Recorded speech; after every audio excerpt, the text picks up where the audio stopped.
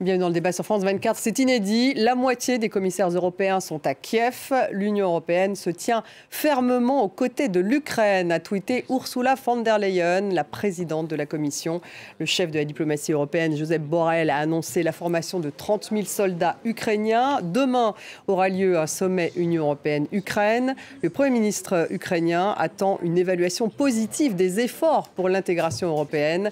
Volodymyr Zelensky s'est d'ailleurs lancé dans une vaste opération anticorruption, une semaine après le limogeage de plusieurs hauts responsables. Alors jusqu'où ira l'aide européenne à l'Ukraine? Ces armes suffiront-elles à contrer une nouvelle offensive russe? L'Ukraine sera-t-elle un jour européenne? On en débat avec mes invités. J'ai le plaisir d'avoir à mes côtés Pascal Boniface, bonsoir. Bonsoir. Directeur de l'IRIS, auteur de 50 idées reçues sur l'état du monde, et c'est chez Armand Collin. Bienvenue à vous.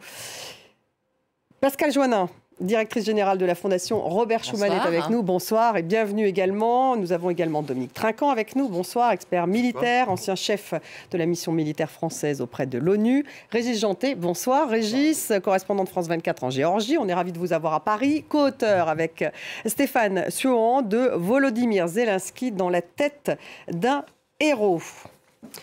Le Conseil européen a donc décidé d'accorder à l'Ukraine une 7e enveloppe d'aide militaire de quelques 500 millions d'euros ainsi que 45 millions d'euros pour financer des missions de formation. Josep Borrell a annoncé aussi la formation de 30 000 soldats ukrainiens. On fait d'abord un point en image avec Nina Masson. L'Europe et l'Ukraine reliées par un drapeau. Un signal politique fort à la veille du premier sommet entre l'Union européenne et Kiev depuis le début de la guerre. Notre présence à Kiev envoie un signal très clair. L'ensemble de l'Union européenne est aux côtés de l'Ukraine sur le long terme. L'Union européenne prévoit notamment des sanctions contre Moscou pour l'anniversaire de l'invasion de l'Ukraine. Au micro de France 24, le chef de la diplomatie européenne a aussi annoncé une accélération de l'aide militaire apportée à Kiev. On a lancé une mission d'entraînement militaire à laquelle participent plus de 20 pays. Et le but initial, c'était de former 15 000 soldats. On a doublé le nombre de soldats que la mission va former, jusqu'à 30 000, dans le même délai, mais 2 fois plus. Au total, l'Union européenne a déboursé 49 milliards d'euros pour aider l'Ukraine, selon des responsables, dont 12 milliards d'aides militaires. Autre dossier sur la table du sommet, celui de la candidature de Kiev à l'Union européenne. Le statut de candidate lui avait été accordé en juin dernier, en un temps record. Dans la foulée, Bruxelles avait formulé 7 recommandations à Kiev, en particulier sur le plan de la lutte anticorruption. Ce mercredi, des perquisitions ont eu lieu en ce sens en Ukraine. Des avancées et un soutien européen qui fâche côté russe. Moscou accuse l'Europe de vouloir anéantir la Russie, alors que le Kremlin célèbre en grande pompe ce jeudi les 80 ans de la victoire soviétique à la bataille de Stalingrad. Allez, vous pouvez agir sur les réseaux sociaux au hashtag débat F24. Pascal Joannin, toute l'Europe à Kiev, en fait, est-ce que c'est un signe de soutien clair à l'Ukraine? Et est-ce qu'il y a quelque chose qui a changé? Est-ce qu'aujourd'hui on parle de durée? Alors oui, c'est un signal clair. Vous avez ce premier sommet Union-Ukraine en période de guerre, puisque le dernier remontait à octobre 2021, donc avant, qui se fait à Kiev. Donc c'est un signal politique fort. Ça ne va pas régler toutes les affaires, hein, soyons... mais c'est un premier signal fort où on a une grande partie de la Commission et le président du Conseil européen qui vont à Kiev, qui est une ville, un pays en guerre, donc avec des risques. Et j'imagine que tout ça a dû prévaloir avec un certain nombre de pré-missions pour voir en effet toutes les conditions de sécurité pour qu'en effet il n'y ait pas une mauvaise nouvelle qui intervienne pendant ce sommet. Mais voilà, ce sommet se tient à Kiev avec en effet une volonté de donner une nouvelle étape, un nouveau gage à l'Ukraine en lui disant « Depuis le mois de juin, vous avez fait acte de candidature, ça va prendre beaucoup plus de temps que vous ne le souhaitez. On ne va pas vous donner une adhésion accélérée. » Voilà, ça on va y revenir. Mais sur le seuil des livraisons militaires, pour commencer ce débat, est-ce qu'on passe un seuil là ?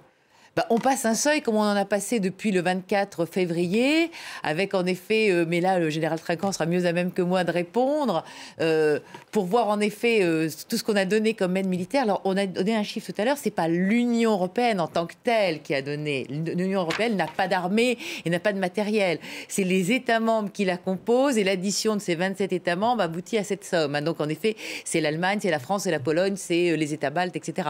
Et en effet, mais c'est une volonté politique de soutenir l'Ukraine dans cette partie des différents États. Et au début du dernier mois qui va annoncer l'anniversaire, malheureusement, de ce premier anniversaire de la guerre. Vous vouliez intervenir justement sur le côté militaire.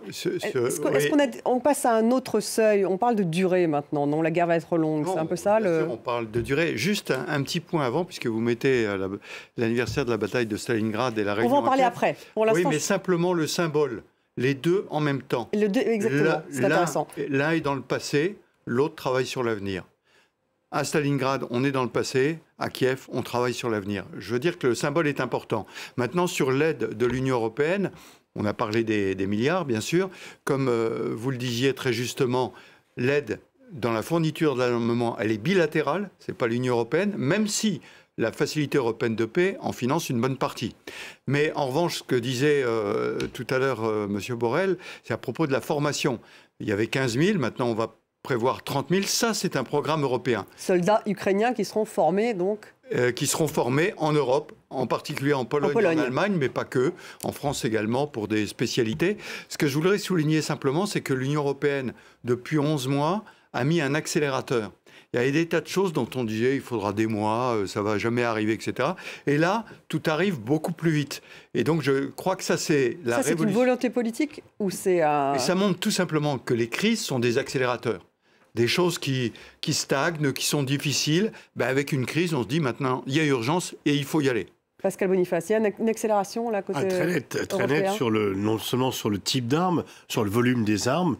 Il y a à la fois une accélération et en même temps la prévision que ça va durer très longtemps, parce que chacun sait que la guerre va passer l'hiver et qu'il est probable que 2023 soit une année entière de guerre. Donc il y a à la fois cette accélération dont le général parlait, et en même temps, on prend des positions sur le long terme. On sait que ça va coûter cher, qu'il faudra aider l'Ukraine sur le long terme.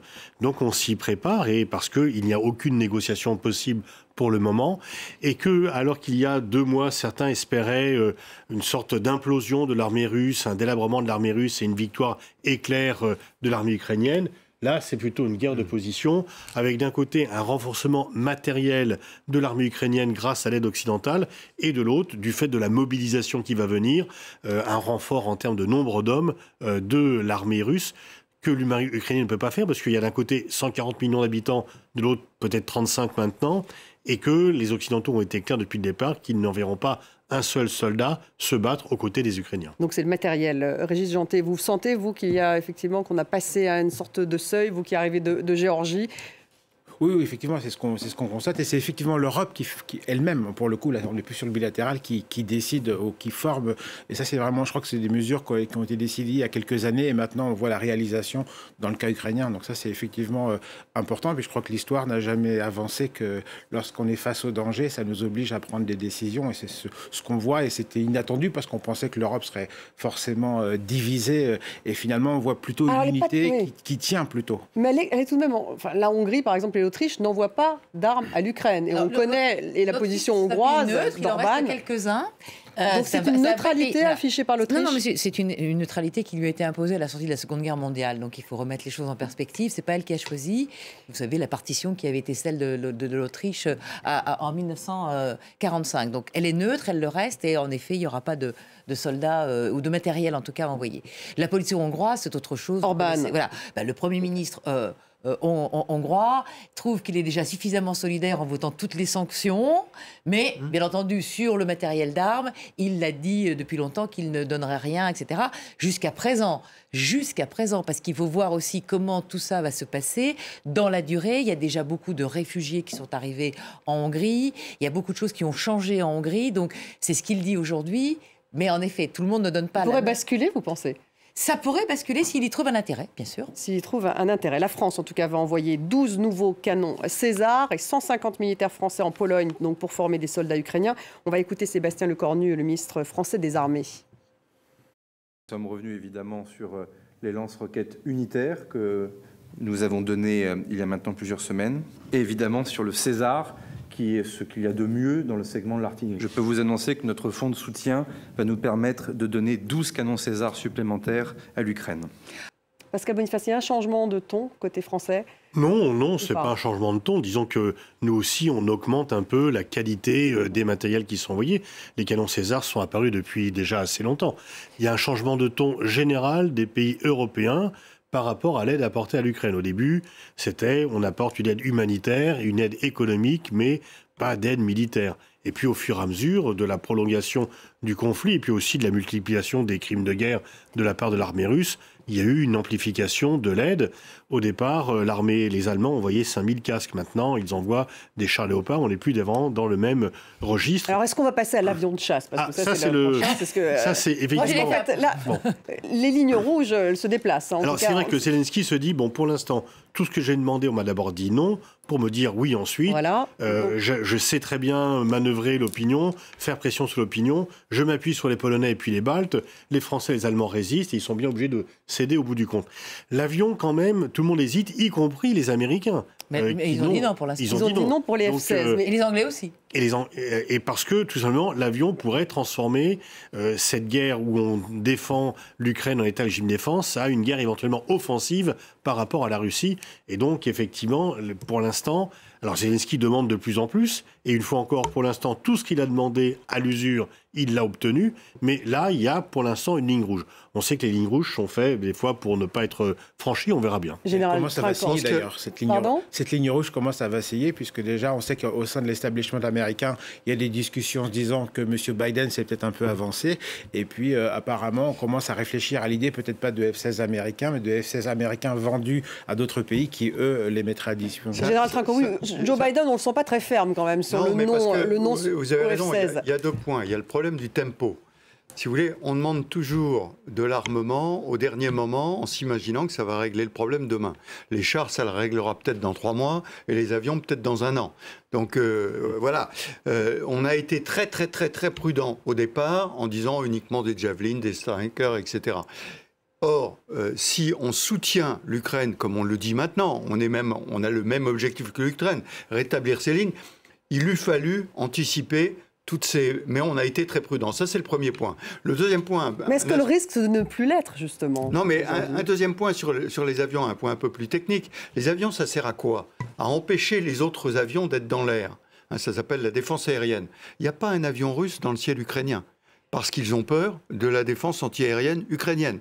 Deuxième point... Alors pourquoi Zelensky demande-t-il des avions de chasse? Et deuxième point... pour frapper loin, et là on ne veut pas, parce que l'escalade, on ne veut pas qu'il frappe en Russie. Et le troisième point, c'est l'appui au sol. Et là, ça peut être utile. Seulement, je le répète, des F-16 ou d'autres avions qui seraient fournis à l'Ukraine, ils ne seront pas demain dans le ciel ukrainien. Ils seront peut-être en 2024.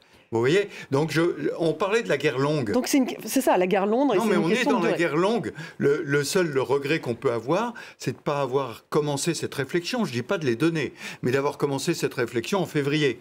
En février, on a été sur le coup parce qu'on dit jamais il fera ça. C'était une folie, Poutine. Bon, ben, Poutine a commis cette folie. Et après ça, il a fallu qu'on réalise et petit à petit, on rentre dans le système. Maintenant, on est dedans. C'est pour ça qu'effectivement, au Pentagone, on réfléchit à donner de l'armement, et M. Biden, qui a dit non aujourd'hui, dira peut-être oui demain, et d'autres pays pourront dire oui peut-être. Régis, les Ukrainiens pensent qu'avec cet armement, ils vont pouvoir vaincre. C'est ça, l'offensive russe. Alors, on parle de plusieurs offensives russes, une offensive peut-être sur 2 axes, le Donbass et le Sud, c'est ce que dit Zelensky, et également peut-être autour de Kharkiv, dans le nord-est. Est-ce qu'effectivement, il pourrait y avoir une offensive russe dans ce coin-là également? A priori, s'il y a une offensive russe, ça sera plutôt de ce côté-là, effectivement. Et Kharkiv non, plutôt sur le front de l'Est, autour de Bakhmout, etc. Pour le moment, c'est là que ça se concentre. Donbass. On voit qu'il n'y a pas véritablement de stratégie à long terme, et que c'est aussi, on réagit, comme dans tout conflit, je crois, aussi aux réalités du terrain, de la guerre. Personne ne peut savoir ce qui va se passer, quoi. Je voudrais revenir juste sur ce point dont on parlait, que ça me paraît important. Il y a eu il y a quelques jours un rapport américain de la Rand Corporation qui est vraiment important, parce que c'est le grand think tank du ministère de la Défense américain, où on voit qu'il y a une grande prudence en réalité. Et c'est ce qui explique les retards. On l'avait déjà connu l'été dernier lorsqu'il s'est s'est agi de donner des armes de longue portée à l'Ukraine. Il y a eu une longue réflexion. Ensuite, il a fallu que ça arrive. Il a fallu qu'on forme les militaires ukrainiens pour s'en servir. Et ça a fait que l'Ukraine a perdu du terrain, puis elle l'a regagné après. Et c'est peut-être ce qui est en train de se répéter avec les chars.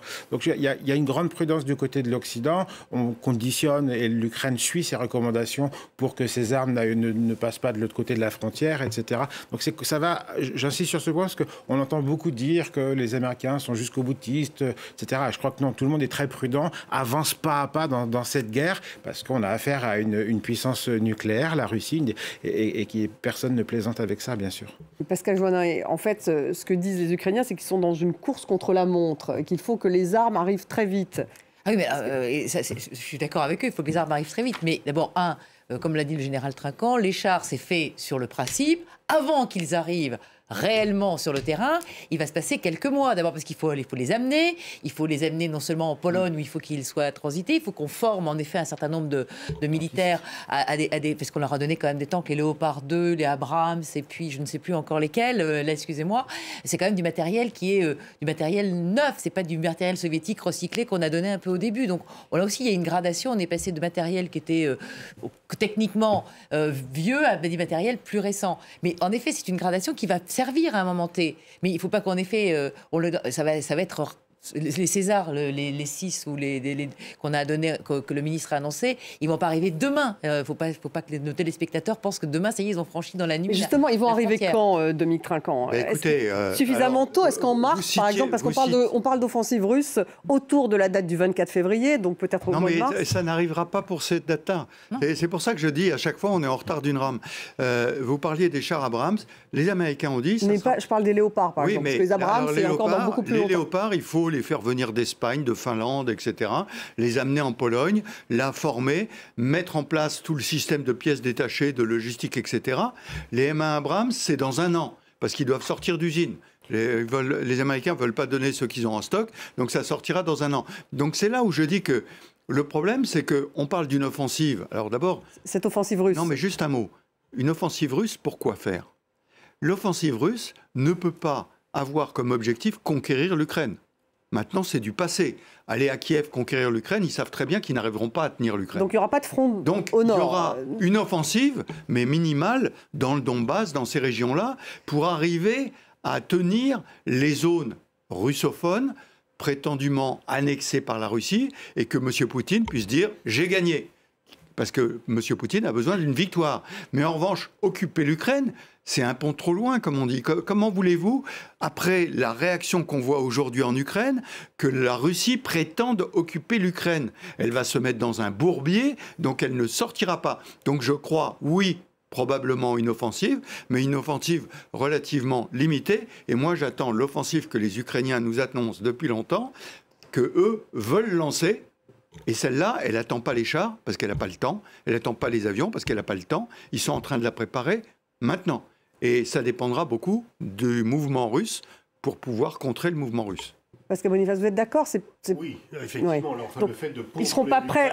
Voilà. C'est terminé depuis la première semaine du conflit, d'ailleurs. Exactement. Donc le but de Poutine... Donc une offensive par le nord avec des Biélorusses, par exemple, ça... Ça peut faire... De toute façon, les Biélorusses n'ont aucune envie, pour l'instant, de se mettre dans ce bourbier. Loukachenko essaye de sauver son pouvoir et il se dit qu'il ne peut pas se désolidariser de Poutine qu'il a permis de maintenir au pouvoir, mais il va pas... Pour l'instant, il n'y a pas un seul soldat biélorusse qui y allait, et il manquait. Et donc, on pourrait dire, là, ils vont faire pression pour que l'armée ukrainienne soit obligée de se déployer à cette frontière-là.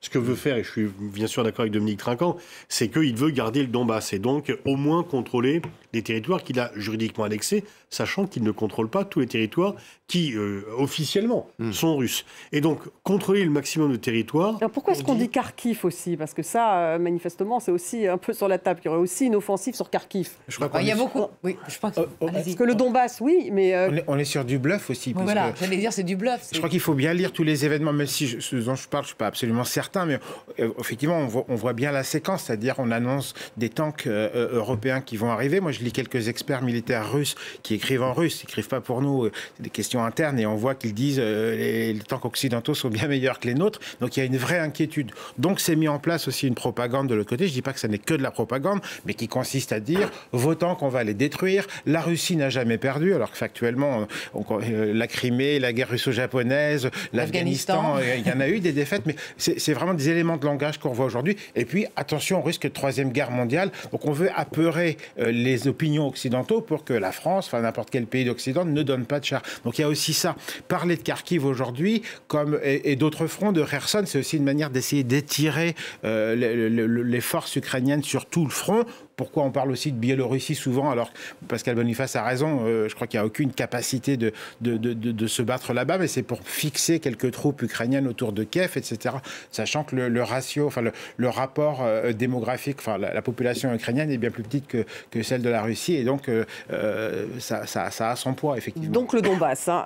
La Russie célèbre aujourd'hui également les 80 ans de la victoire soviétique dans la bataille de Stalingrad, un tournant dans la Seconde Guerre mondiale. On le sait, cette célébration prend bien sûr une importance symbolique à l'approche donc du premier anniversaire du déclenchement de l'invasion de l'Ukraine le 24 février. On va écouter Vladimir Poutine. C'est incroyable, mais c'est un fait.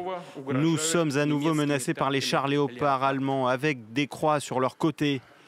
De nouveau, les pays occidentaux se préparent à combattre la Russie sur la terre de l'Ukraine avec les mains de petits partisans méprisables d'Hitler.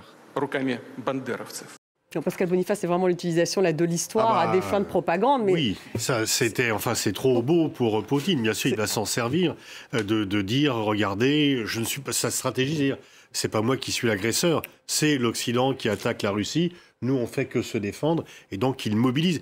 C'était une partie des hésitations allemandes d'envoyer leurs chars, parce que pour ne pas avoir ce symbole de chars allemands sur, disons, pas très loin de la frontière russe et pas très loin de tout cela. Donc, effectivement, plus inquiétant quand même par rapport à la propagande de Poutine, c'est quand vous avez le Premier ministre polonais qui dit qu'il faudra démembrer la Russie. Je ne crois pas qu'il aide vraiment la coalition à se maintenir, parce que là, du coup, Poutine peut directement prendre ses propos pour dire « Regardez, il y a vraiment un complot occidental ». Donc je pense qu'il faut que l'on soit sérieux et que l'on dise que l'objectif du monde occidental, c'est de libérer l'Ukraine et de lui faire récupérer les territoires qu'elle a perdus. Il faudrait mieux spécifier. Est-ce qu'on dit clairement ça, Pascal Boniface?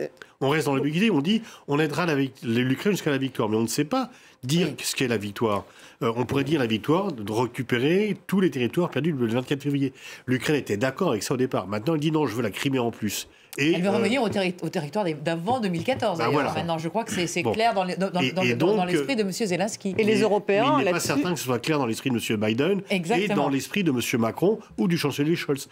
Mais on est un peu quand même, les Occidentaux sont un peu tétanisés par rapport à Zelensky et on n'ose pas le contredire. On n'ose pas. Il est le président héroïque d'un pays martyr et donc il a vraiment carte blanche. Il peut en fait engueuler tous les dirigeants occidentaux en disant que ça va pas assez vite, demander à Macron d'interdire aux athlètes biélorusses et russes de venir alors que c'est pas Macron qui décide de la participation au JO, etc. Et donc on n'ose plus dire à Zelensky attention, il y a des limites, on veut bien t'aider. C'est quand même, il n'y a aucun pays en guerre n'a été autant aidé que l'Ukraine, et un pays qui est aidé aussi massivement d'habitude respecte un peu les pays qui l'aident, et là en fait il les bouscule sans cesse en jouant toujours les Monsieur Plus. Oui, je crois que c'est très important ce que vient de dire Pascal Boniface, parce que le soutien des Européens dépend beaucoup du soutien de la population européenne. Or, M. Zelensky, qui est un grand communicant, là, il en fait un peu trop dans la communication.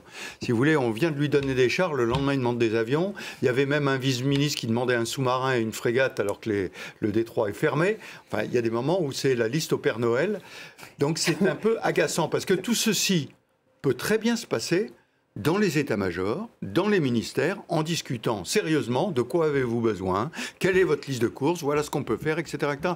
Mais de l'annoncer en permanence comme ça, et puis dès qu'on vous donne quelque chose, on demande autre chose, les citoyens français qui ont chacun leurs problèmes. Et les Vous pensez que ça peut créer une lassitude? Mais bien sûr. Il y a trop de communication, Régis. Non, effectivement, on préférerait voir Zelensky communiquer sur le fait que la guerre d'Ukraine est une guerre aussi pour nous, qu'il s'agit effectivement il me semble que c'est ça le sens profond de cette guerre et de ce début du XXIe siècle, de défendre les régimes démocratiques face aux non-démocraties. Souvenez-vous, il y a 3 ou 4 ans seulement, on avait tous cette idée que le monde occidental était en train de vaciller, que l'OTAN était un corps mort, etc.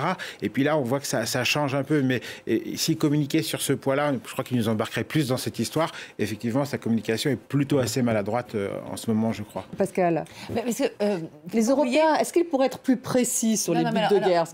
Il y a les buts de guerre, mais il n'y a pas que l'aide militaire, l'Europe. En ce moment, elle est essentielle. Vous avez 12 milliards sur 39. C'est beaucoup. Ouais. Mais la plupart des choses que fait l'Union européenne, c'est pas de l'armement, puisqu'on a dit que c'était Il y a quand même une autre aide. Il y a une aide financière, parce que les caisses sont quand même sérieusement vides. Il y a une aide alimentaire, puisque vous avez quand même que c'était un grenier, l'Ukraine, et que le blocus imposé par les Russes en mer Noire a empêché l'exportation, etc. Il y a la reconstruction, puisque les Russes ont bombardé quand même vraiment des choses qui sont quand même D'où le sommet de demain qui va porter cette reconstruction. Des trucs civils, enfin des buts civils, ce n'était pas que des objectifs militaires. Donc il y a la reconstruction de réseaux, d'infrastructures, etc. Et là, pour le coup, l'Union européenne a la capacité financière et les moyens pour le faire. Donc Ursula von der Leyen, elle a même mis sa casquette kaki pour venir, elle n'en a pas, ni Joseph Borrell, ou son béret marine, si vous voulez, général. Mais elle a mis une tenue qui est celle de quelqu'un qui va apporter une aide. Mais est-ce que c'est pas pour masquer aussi ces buts de guerre, cette aide militaire dont on parle? Aujourd'hui, on est tenu par le fait qu'on a dit, comme on l'a déjà rappelé, qu'on soutient l'Ukraine jusqu'à la victoire. Donc jusqu'à la victoire, ce qui va amener d'ailleurs une des décisions qui va être prise à l'issue de cette réunion de demain, un 10e train de sanctions contre la Russie pour le 24 février. C'est ça la victoire, ce que ça veut dire, un 10e train de sanctions contre la Russie? C'est des éléments qui apportent des petites choses. Non, les sanctions, on est quand même à l'os là. Je vois pas ce qu'on va pouvoir faire de plus parce que c'est le 10e. Bah oui, c'est le 10e. Et puis, là, on est dans le symbole parce que c'est pas les sanctions. C'est pas les sanctions qui vont faire changer Poutine de politique. Et il y a plus tellement de sanctions qui n'ont pas encore été prises à l'égard de la Russie. Donc, ce qui compte effectivement, chacun compte sur une solution militaire à cette crise. Les Ukrainiens pensent pouvoir gagner la guerre grâce à l'aide occidentale et les Russes pensent pouvoir garder le terrain grâce à la mobilisation qu'ils vont faire. Et donc, on va, à mon avis, à un affrontement encore plus important, un nombre de morts encore plus important de part et d'autre. Une durée plus longue. Une durée plus longue jusqu'à ce que les protagonistes soient épuisés. L'épuisement, c'est ça, ça sera ça en fait? Oui, c'est ça, l'épuisement. Un petit mot simplement sur les sanctions. Mais il reste beaucoup de temps avant qu'il y ait un épuisement. Le FMI vient de publier les chiffres. Avec les sanctions, la Russie aura une croissance de 2% l'année prochaine. Donc, si vous voulez, l'effet des sanctions est quand même... Oui, parce que c'est les sanctions occidentales. Oui, mais c'est ça, parce que c'est... Il y a plein de pays. Il y a encore, elle échange avec la Chine, elle échange avec l'Iran, elle échange avec de nombreux pays. Les sanctions, dans beaucoup de pays, que ça a été en Irak ou en Iran, ça n'a jamais vraiment bien fonctionné. Et quand c'est une passoire comme ça l'est aujourd'hui, ça ne fonctionne pas du tout. Donc, le problème, c'est que le président Poutine a choisi la guerre et il mènera la guerre jusqu'au bout. Donc, on le vaincra si les moyens militaires permettent de le vaincre. C'est très triste. Donc, l'escalade est inévitable. Ça veut dire une guerre sur le long terme, pas au moins en 2023. Au moins en 2023, la guerre. Non, encore une fois, je reviens sur ce rapport de la Rand Corporation qui a été publié il y a 3 jours à peu près. Encore une fois, c'est important, ça donne un état de la réflexion aux États-Unis, qui est évidemment un acteur majeur dans cette crise. Et on voit qu'on n'est pas du tout jusqu'au boutiste. On se pose des questions, notamment au regard des intérêts américains. Est-ce qu'on a plutôt intérêt à une guerre courte ou une guerre longue? Ces questions se posent en ce moment. Et parce qu'en fait, je crois qu'il y a aussi un ratio qu'on est en train d'essayer de calculer entre un idéal qui est de dire il faut que la Russie, qui est l'emblème, le porte-drapeau des régimes non démocratiques aujourd'hui, qui veulent réformer la gouvernance mondiale, soit arrêtée. Et puis le réalisme, est-ce qu'on a assez de temps? Qu'est-ce qu'on a les moyens de se battre? Dans quelle mesure on va provoquer M. Poutine ou pas? Et c'est ce ratio qu'on est en train de calculer. Donc les objectifs de guerre, on les a tous en tête. On sait très bien quel est l'idéal. Ce serait certainement de rendre la Crimée à l'Ukraine, etc. Le réalisme veut, même si c'est pas un froid réaliste, c'est un réalisme en fonction des moyens financiers, militaires que nous avons, nous oblige peut-être à imaginer qu'il faudra peut-être s'arrêter avant cela. Alors, quid de l'adhésion de l'Ukraine à l'Union européenne? Le processus est en tout cas enclenché. L'Union européenne a accepté que l'Ukraine soit candidate. Zelensky a lancé d'ailleurs plusieurs opérations anticorruption. On fait le point en images. Sur cette photo, Igor Kolomoïski, un milliardaire ukrainien.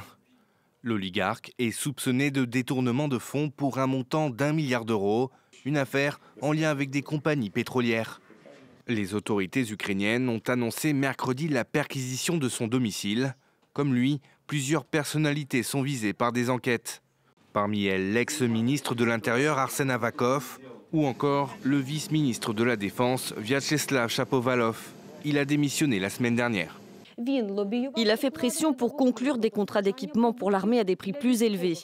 Pour conclure également des contrats d'achat de gilets pare-balles, de casques, de vêtements et d'autres produits de mauvaise qualité pour un montant total de près de 25 millions d'euros.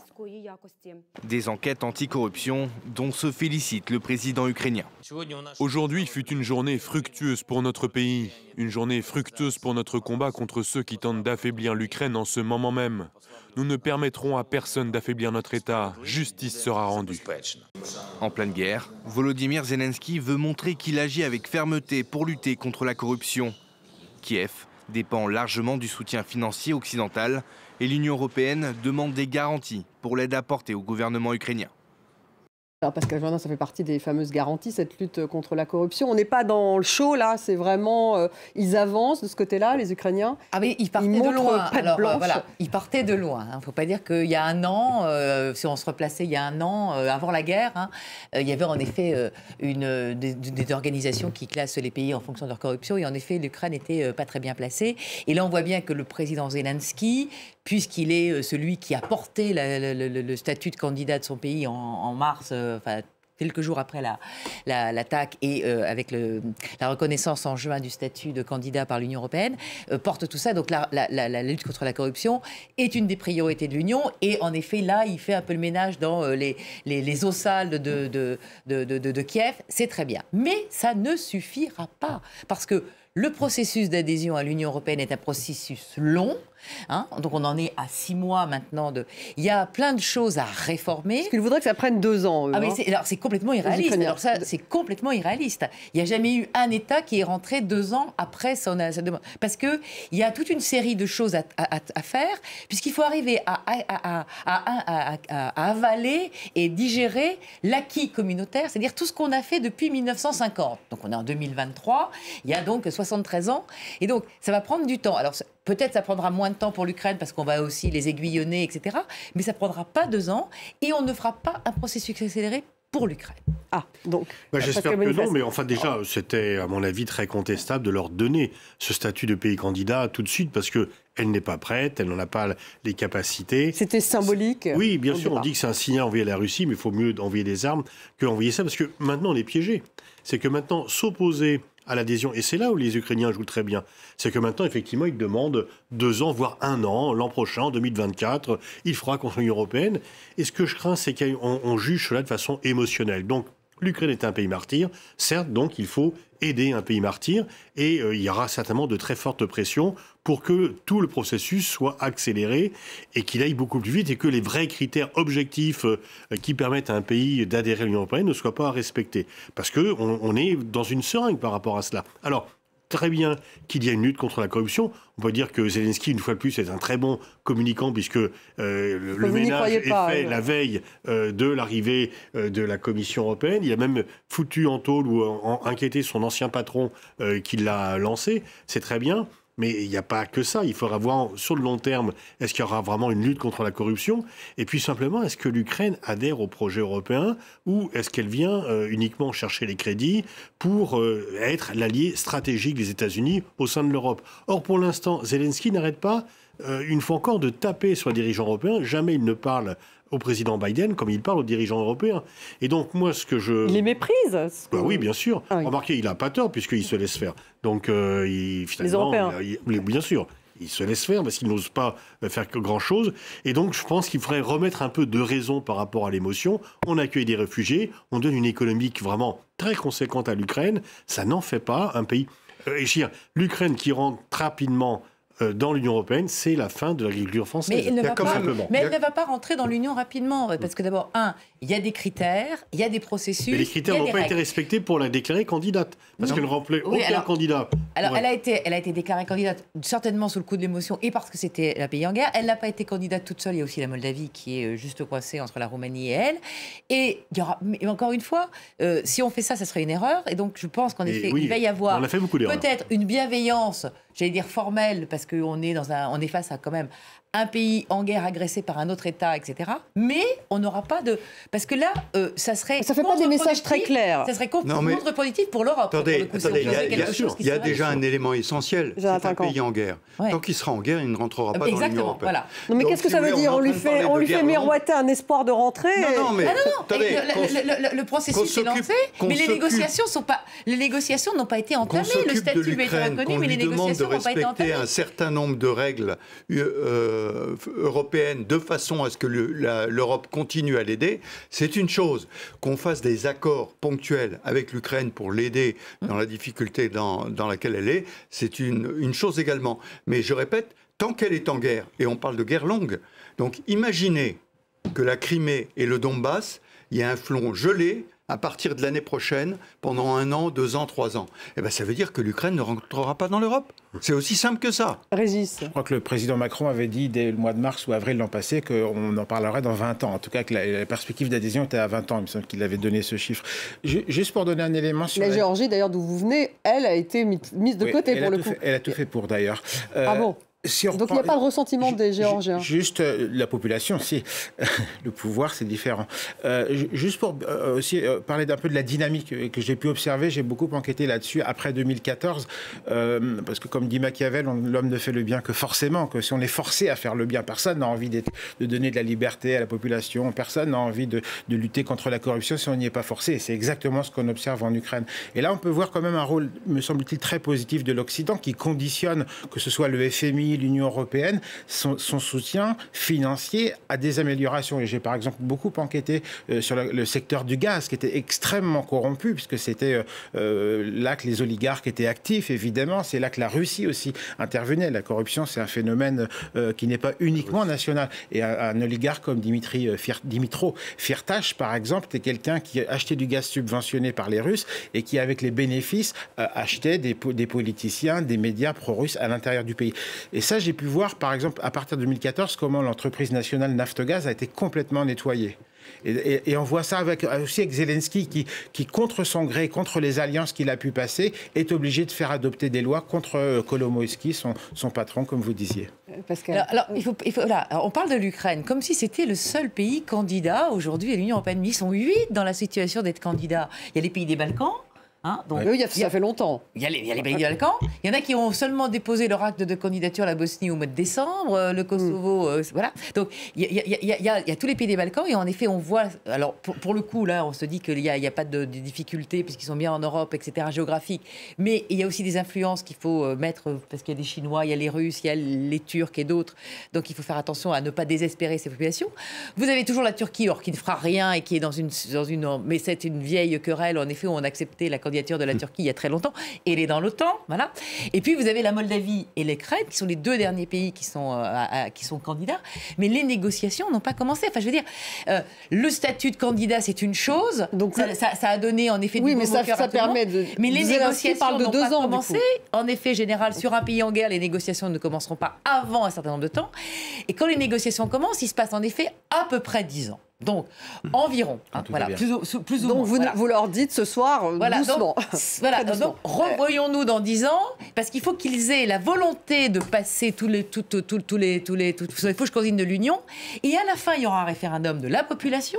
Il faudra aussi que les pays de l'Union européenne soient en capacité de prendre ce pays, qui est quand même un pays de 40 millions d'habitants, et qui fera basculer l'Europe un peu plus à l'est. Voilà, il faut donc qu'il y ait une possibilité pour que ça ne fasse pas écrouler le château européen. Alors, il nous reste peu de temps. Une question donc de Twittos. L'Union européenne est-elle prête pour une guerre avec la Russie ?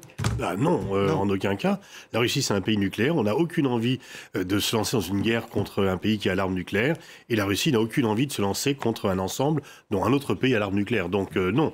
En même temps, il faut faire attention aux engrenages, effectivement. On rappelle simplement des règles de droit. Nous appliquons l'article 51 de la Charte des Nations Unies, qui est qu'un pays agressé, nous pouvons le soutenir. Et pour rester dans le domaine de l'ONU, je rappelle que Poutine lui a fait le choix inverse. La Russie est membre permanent du Conseil de sécurité. Il aurait pu à tout moment amener sur la table de sécurité du Conseil de sécurité la difficulté de l'application des accords de Minsk et amener une négociation. Il ne l'a jamais fait. Il a choisi l'opération de force. Nous restons dans le droit et application du soutien. Mais vous dites quand même attention à l'engrenage.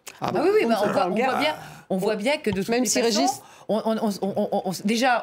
les Russes se sont trompés sur le scénario parce que je pense que Poutine, dans sa version de cette opération lancée le 24 février, pensait que le 1er mars était plié, fini, etc.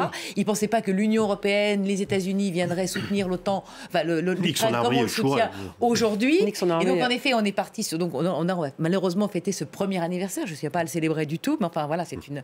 Et on ne sait pas combien de temps ça va durer, combien il va y avoir encore de mois. En tout cas, on sait que ça va durer. Parce que, en effet, d'un ne veut pas laisser... veut pas démordre qu'il est dans son droit, et les Ukrainiens défendent un territoire qui est le leur, qui a été agressé en dépit de toutes les lois internationales, et donc ça peut durer en effet encore très longtemps. Un mot sur la présence des athlètes russes ou biélorusses au JO de Paris de 2024 sous drapeau neutre. Le CEO du Comité olympique a donc proposé une feuille de route pour le retour des sportifs russes sous drapeau neutre.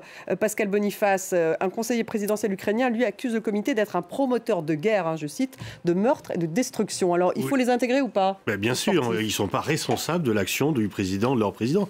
Tous les Russes ne sont pas coupables d'avoir Poutine comme président. Cette culpabilité collective est tout à fait inadmissible. Et on voit bien là la volonté ukrainienne. Mais il y a plein d'athlètes russes qui doivent participer au jeu et qui ne sont pas partisans de la guerre. Régis? Je n'ai pas vraiment Pas d'opinion. Mais disons qu'en tout cas, s'ils viennent à Paris, on pourra leur expliquer, leur montrer ce qu'est la réalité de la guerre. On n'a pas exclu les athlètes américains après la guerre d'Irak. Non, simplement, l'Europe est divisée. Quand vous allez dans l'Europe de l'Est, les gens avec qui on parle, les pays baltes, la Pologne, etc., vous disent, de toute façon, les Russes sont tous fautifs puisqu'ils soutiennent le président Poutine. Mais moi, je suis assez d'accord avec ce que dit Pascal Boniface. Pascal Joannin, il faut les intégrer ou pas? Ils doivent jouer, les Russes, les Biélorusses, j'allais dire, participer au JO? Ils ne sont pas responsables de ce que fait le président Poutine, mais il ne faut pas non plus qu'ils aient pris officiellement position pour le soutien. C'est ce qui est prévu. Parce que là, si, en effet, ce sont des gens qui ont officiellement dit qu'ils soutenaient Poutine ou qui ont fait des actes, en effet, là, en effet, ceux-là, ils ne peuvent pas participer, parce que c'est vraiment c'est pour ça qu'ils parlent de drapeau neutre. C'est deux poids, deux mesures, donc il faut en effet que ceux qui ont... Là, une fois encore, c'est une position occidentale, parce que dans le reste du monde, je ne pense pas que l'on partage cette position. Et si on devait exclure tous les pays en guerre, il y aurait d'autres pays qui non, mais ça serait individuellement chaque athlète en fonction de s'il a en effet pris ou pas position pour la guerre ou soutenant Poutine dans ses exactions. Merci beaucoup Pascal Joannin, Pascal Boniface, Régis Janté, merci beaucoup à vous. Dominique Trinquant, merci à vous tous de nous avoir suivis. Restez avec nous sur France 24.